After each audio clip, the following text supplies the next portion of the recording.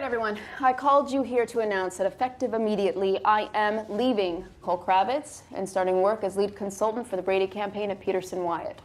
I've secured positions for everyone in this room without change to your current compensation. So who's with me on this? I just spent the last hour wiping your shit off Bill Sanford's shoes, assuring him that you're the right lady to broaden his membership. We're inches from a green light. So you're saying I should put you down as a maybe? You can't possibly win this. Who's with me?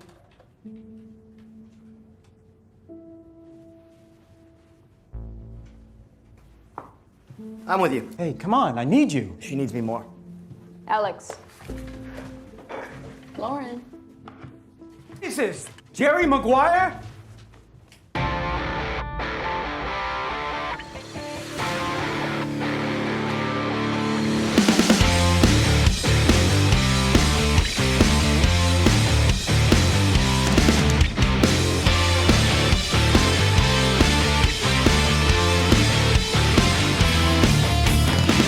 Quiet on the set!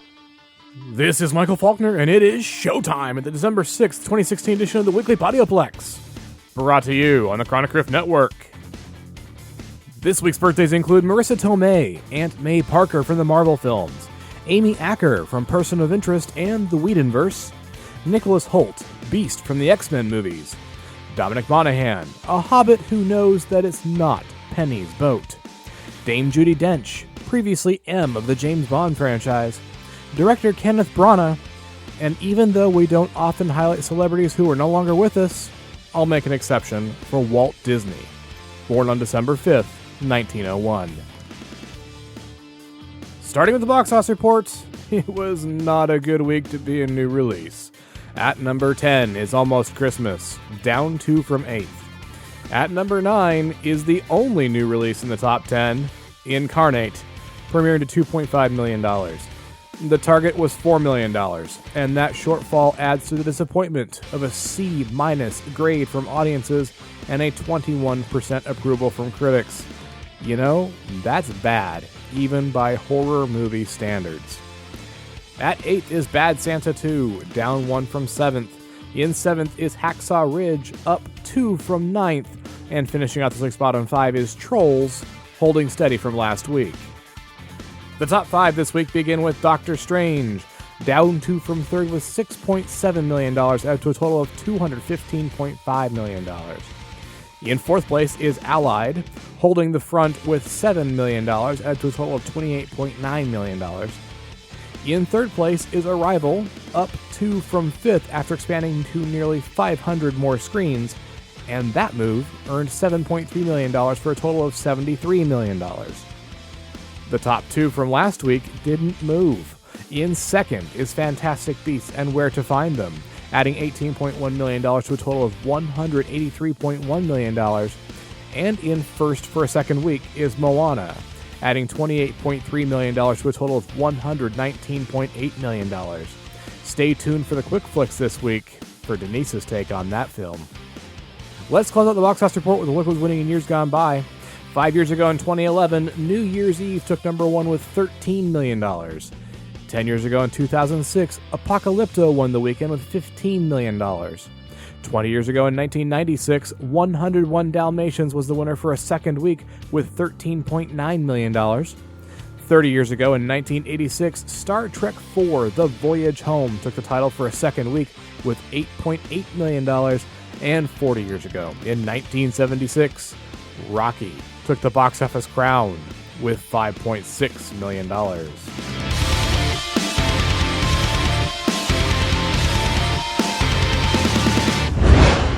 The box office premieres for December 9th begin with this week's headliner, Miss Sloane, a drama thriller starring Jessica Chastain, Mark Strong, and Gugu Mbatha Raw. What's the best indicator of voter intention? Money. Dollars. That's our first prong. Grassroots action aimed squarely at soliciting donations. Not names on a petition, not clicks in cyberspace. Will they know how much we're raising? Nonprofits have to report on their finances. But every congressional staffer watches Finding Day like a hawk. While you're out there hustling, I'll be working influential senators who can deliver their colleagues' votes. That's our second prong. Our third is to identify who holds sway in target states. Employers, workers groups. Don't just waltz into a senator's office and make your case. Find out who they trust, who they can't afford to piss off. Convince that person to make your case. That is how we win. In the world of political power brokers, Sloane takes on the most powerful opponent of her career and will do whatever is required to win. Miss Sloane is rated R. The other wide release is Office Christmas Party, a comedy starring Jason Bateman, Olivia Munn, and Jennifer Aniston. Is there anything else? Actually, yes. This is a sample cheese board for a holiday mixer tonight. You're having a Christmas party tonight? Oh, it's not a Christmas party. It's a non-denominational holiday mixer. More inclusive. It's not happening. Yeah, it's definitely, well, it's not happening because it happens at 5:30 in the afternoon. It's just a small thing that's really important to all of us, but trust me, it's gonna suck. No, it's not gonna suck because it's canceled. What? All branch Christmas parties are canceled. All right, it's canceled. Clay, I mean it. Me too, Carol. Guys, the holiday mixer is canceled. Yes. Hey, idiot, I'm looking right at you. I saw that. You whispered to the farty cheese lady. Well, When his uptight CEO sister threatens to shut down his branch, the branch manager throws an epic Christmas party in order to land a big client and save the day. But the party gets way out of hand. Office Christmas Party is rated R. There are also 3 titles on this week's limited slate, and you can find those in the show notes. Next up is a look at the home entertainment slate for the week of December 6th, and I'll begin with new release on DVD and Blu-ray, and that list begins with The Secret Life of Pets, an animated comedy starring Kevin Hart, Ellie Kemper, and Lake Bell. Taking place in a Manhattan apartment building, Max's life as a favorite pet is turned upside down when his owner brings home a sloppy mongrel named Duke. They have to put their quarrels behind them when they find out that an adorable white bunny named Snowball is building an army of abandoned pets, determined to take revenge on all happy-owned pets and their owners. You know, maybe Anya from Buffy the Vampire Slayer was right about those bunnies. The Secret Life of Pets is rated PG. The second title is Jason Bourne, an action thriller starring Matt Damon, Alicia Vikander, and Julia Stiles. The most dangerous former operative of the CIA is drawn out of hiding to uncover hidden truths about his past. Jason Bourne is rated PG-13. The third title is the one I'm really looking forward to most this week. That's For the Love of Spock, a documentary directed by Adam Nimoy. For the Love of Spock tells the life story of Star Trek's Mr. Spock and the actor who played him, Leonard Nimoy. The film's focus began as a celebration of the 50-year anniversary of Star Trek the original series, but after Leonard Nimoy passed away in February 2015, his son, director Adam Nimoy, was ready to tell another story. His personal experience growing up with Leonard and Spock. Adam not only shares details on the creation, evolution, and universal impact of Mr. Spock, but also about the ups and downs of being the son of a TV icon. For the Love of Spock is laden with never-before-seen footage and interviews of friends, family, and colleagues that include William Shatner and the original Star Trek cast, Zachary Quinto and the new crew of the Starship Enterprise, filmmaker J.J. Abrams, and astrophysicist Neil deGrasse Tyson. For the Love of Spock is not rated. Swinging by new releases on digital video, I have 3 titles there. The first is The Magnificent Seven, a Western action film starring Denzel Washington, Chris Pratt, and Ethan Hawke. 7 gunmen in the Old West unite to help a poor village defend itself against savage thieves. The Magnificent Seven is rated PG-13. The second title is Sully, a biographical drama starring Tom Hanks, Anna Gunn, and Laura Linney. On January 15, 2009, the world witnessed the miracle on the Hudson when Captain Sully Sullenberger glided his disabled plane onto the frigid waters of the Hudson River, saving the lives of all 155 passengers on board. However, even as Sully was being heralded by the public and the media for its unprecedented feat of aviation skill, an investigation was unfolding that threatened to destroy his reputation and his career. Sully is rated PG-13. The third title is Storks, an animated comedy starring Andy Samberg, Keegan-Michael Key, and Kelsey Grammer. Storks no longer deliver babies. They now deliver packages for cornerstore.com. Junior, the company's top delivery stork, is about to be promoted when he accidentally activates the baby-making machine, producing an adorable and wholly unauthorized baby girl. Desperate to deliver this bundle of trouble before the boss gets wise, Junior and his friend Tulip, the only human on Stork Mountain, race to make their first ever baby drop. Storks is rated PG. It seems today that all you see is violence in movies and sex on TV. But where are those good old-fashioned values on which we used to rely? Lucky is a family guy. Lucky is a man who positively can do all the things that make us laugh and cry. Moving right along to TV on DVD and Blu-ray, start things there with Family Guy. Season 14 from 2015, starring Seth MacFarlane, Alex Borstein, and Seth Green. Expose yourself to this titillating, giggity, collection of 20 uncensored Family Guy episodes, in which Peter reveals his sweet K-pop dance moves, Stewie lands a sticky gig as a peanut butter spokesbaby, Brian fetches true love in India, and the gang spends a terrifying night in a totally insane asylum. The second TV title is Beauty and the Beast, Season 4 from 2016, starring Kristen Crook, Jay Ryan, and Austin Basis. The classic fairy tale gets a dark twist in this award-winning television series. When a homicide detective with a troubled past falls in love with a doctor hiding a deadly secret, it's anything but a fairy tale romance. Don't miss the final season of the most thrilling romance on television.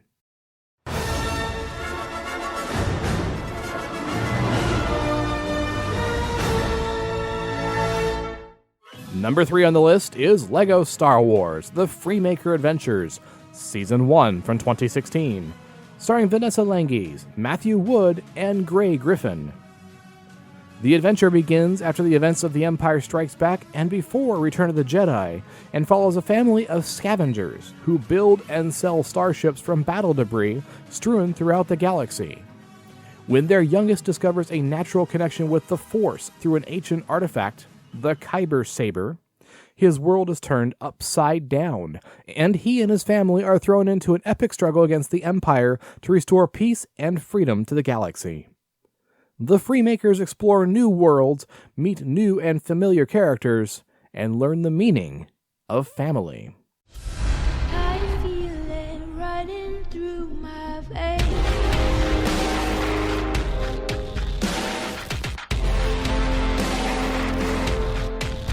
This week's final TV title is The Shannara Chronicles, Season 1 from 2016, starring Austin Butler, Poppy Drayton, and Ivana Baquero.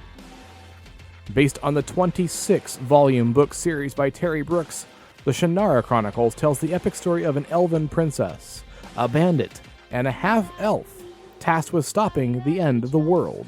You know that I'm away. I'll wrap up the home entertainment slate with Blu-rays from the past, and this week I bring you one collection with 5 titles.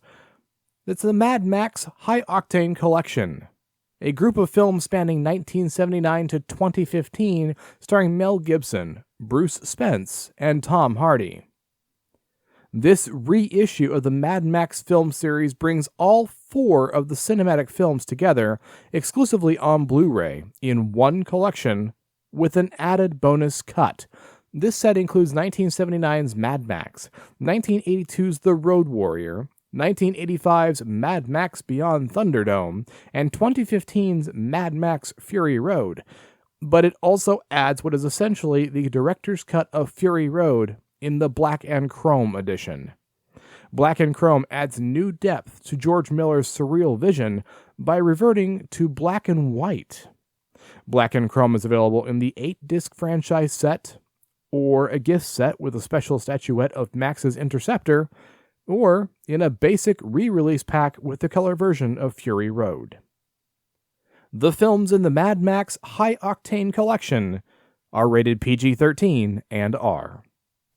After this brief break for about a shameless podcast cross-promotion, the Weekly Podioplex will continue. Ladies and gentlemen, boys and girls. Listen! Hey, Skywalkers, this is Richard, and over here is my sweetie wife, Sarah. You can call me Jedi Tink. And we are Skywalking through Neverland. Jimmy Mack here. When you wish upon a podcast, wish upon this podcast. These guys are awesome. We are a fan-focused podcast that covers Star Wars, Disney, pop culture, and their fandom communities. The stuff that surrounds us, penetrates us, and binds us all together as instantaneous friends. What do you know? We showcase what people are doing in the world of fandom and talk to those who are involved firsthand in the universes that we love. This is Margaret Carey, Tinkerbell. This is Jeremy Bullock, Boba Fett from Star Wars. This is Steve Sansweet from Rancho Obi-Wan. Hey, it's James Arnold Taylor, the voice of Obi-Wan Kenobi, and I happen to be skywalking through Neverland right now. I'm skywalking through Neverland. And I am skywalking through Neverland. I've always hated space travel. Yeah. Skywalking through Neverland is the ultimate expression of fandom. You can find us on iTunes, Stitcher, YouTube, and our website, skywalkingthrough-neverland.com. And remember, Neverland on Alderaan.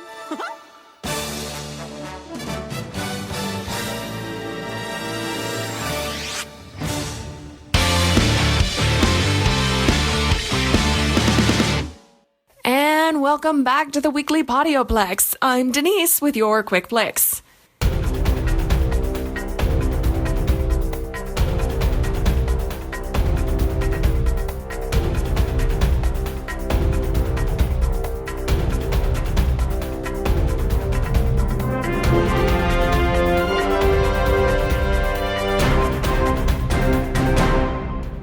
Sometimes you have dead news days.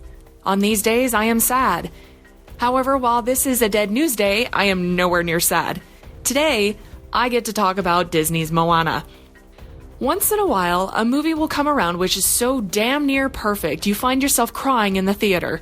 There have been a handful over Hollywood's long existence, and all have received the accolades they deserve, and I hope Moana is elevated to their level.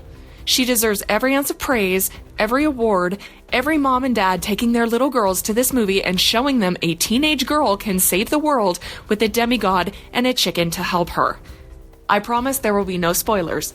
I will not tell you how, I will not go into details. I will simply gush. And I will try to temper my gushing because I do have a rule.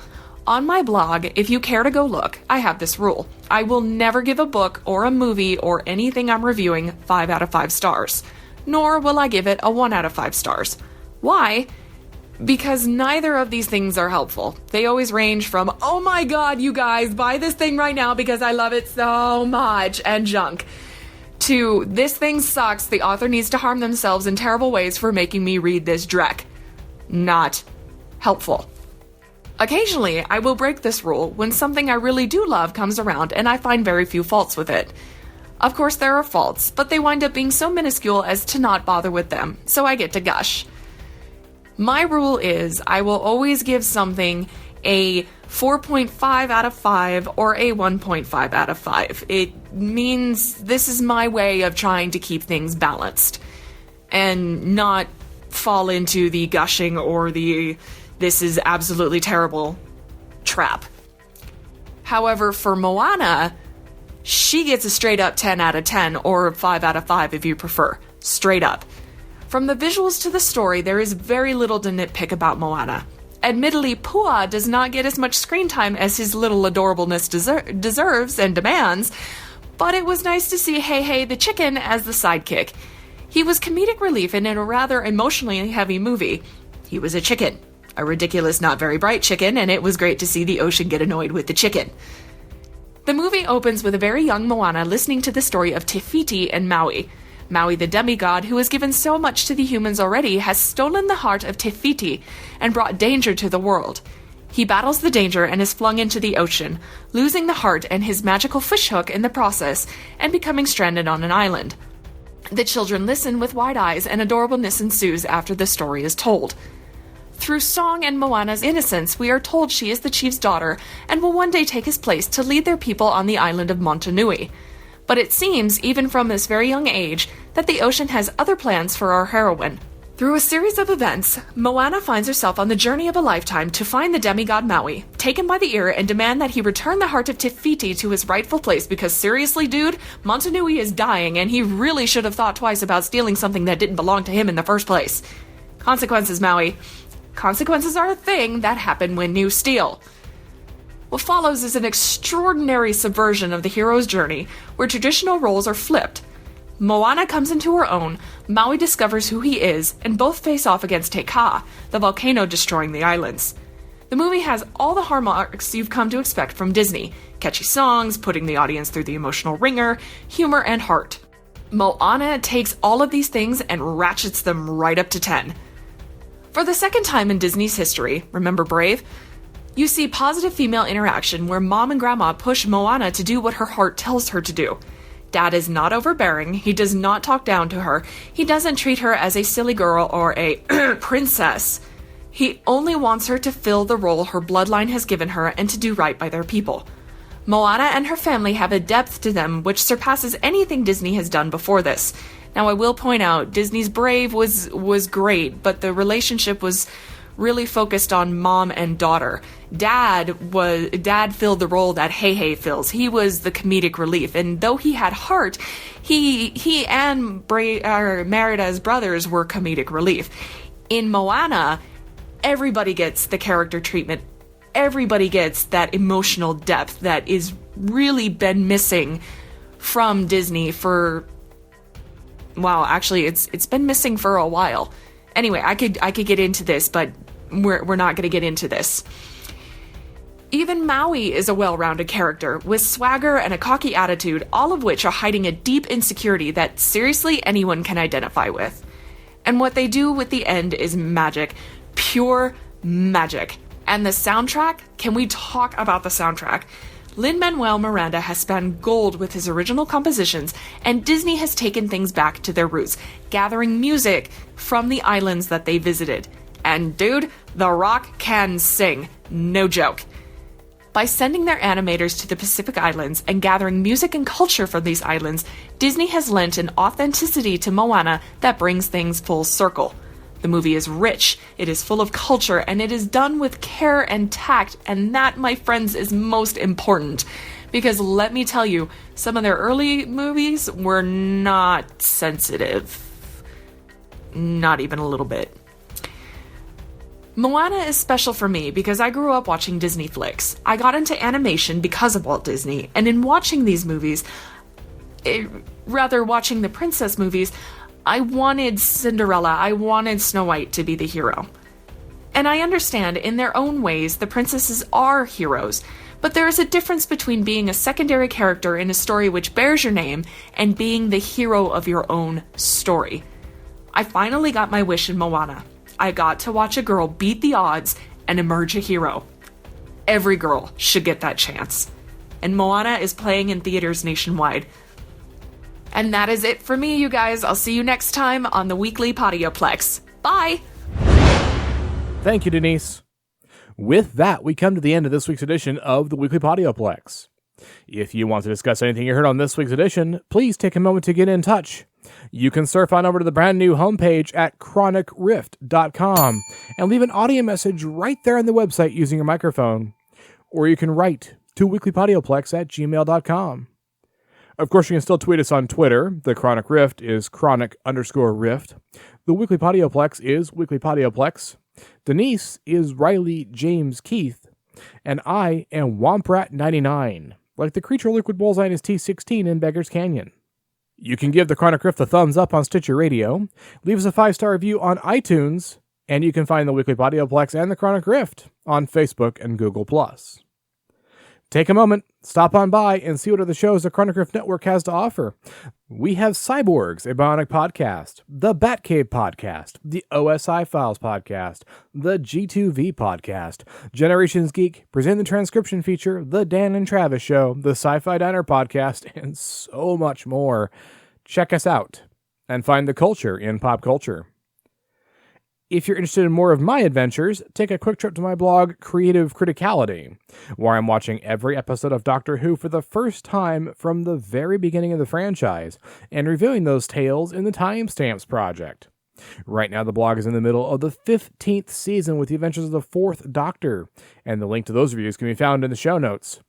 You can also find Creative Criticality on Facebook. Denise can also be found on the internet at Accessories Not Included, where she talks about her writing, reviews books, and offers her services as a cover designer. Check her out at accessoriesnotincluded.com. If you decide to pick up any of this week's new releases, why not do it through our Amazon store? You get the newest entertainment at Amazon's low prices and high-quality service, and each purchase you make at that store supports the Chronograph Network. The holiday season is approaching, and we would love to be your gateway to all the things you want. Your support keeps us on the air, and we appreciate your consideration. Look for the links to our best bets and the network store in our show notes, or click the Amazon box on the website. The Weekly Podioplex is a Lucky Shot production and is produced by John S. Drew. On behalf of Denise and John, this is Michael Faulkner. Thanks for listening. Until next time, there are adventures in drama, comedy, and action, worlds to explore in the depths of film. Get some popcorn, find your favorite seat, and I'll see you at the theater.